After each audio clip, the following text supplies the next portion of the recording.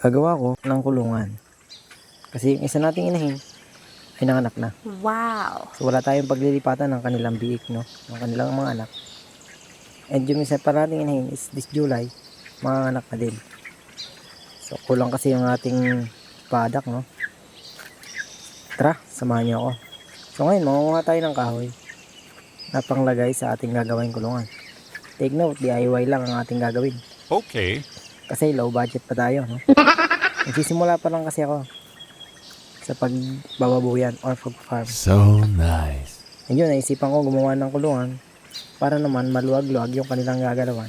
Kasi maliit yung ating space para sa ating inahin.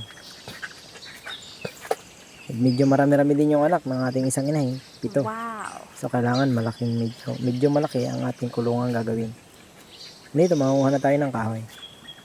Let's go. Samahan niyo ako. Pero bago kumuha, dumaan muna ako dito sa ating chicken farm Wow! para magbaba ng luna. Kasi medyo mainit na. Nanghihingal na rin sila. Kaya binaba na muna natin yung luna para mapreskuhan. At naglagay na rin tayo ng tubig. At patuka. At yun, balik na tayo sa pagputol ng kahoy. Ito nga pala yung nakita ko. Medyo tuwid na. Siguro okay na to. Sa isang kisap na pala. Ayun, tapos na. Ayun, pawis na pawis. Sobrang init kasi. Ito na nga pala yung lahat ng nakuha nating kahoy. Siguro sakto na ito para sa gagawin nating kulungan.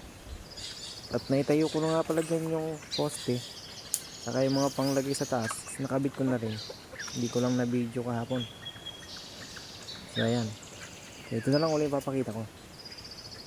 Kunyari marunong tayo. Ayan, nilagay. Sinukat. Akala mo professional. At may pagsukat pa. So yan, nakailang sukat tayo dyan. Hindi dati makuha, no? Ang hirap. So pinilit ko pa rin.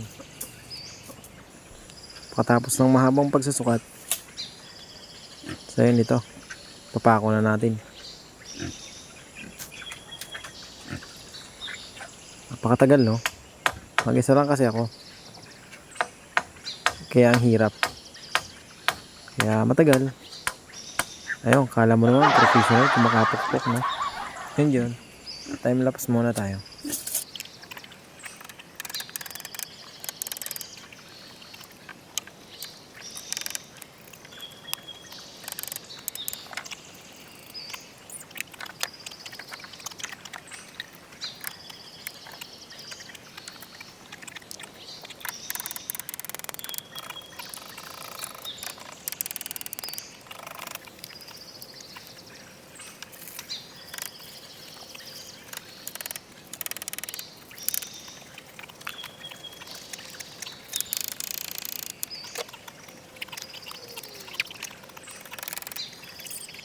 At yun, tapos na nga ang ating paggagawa ng lagayan ng bubong. So, ito na ang resulta, mga idol, no?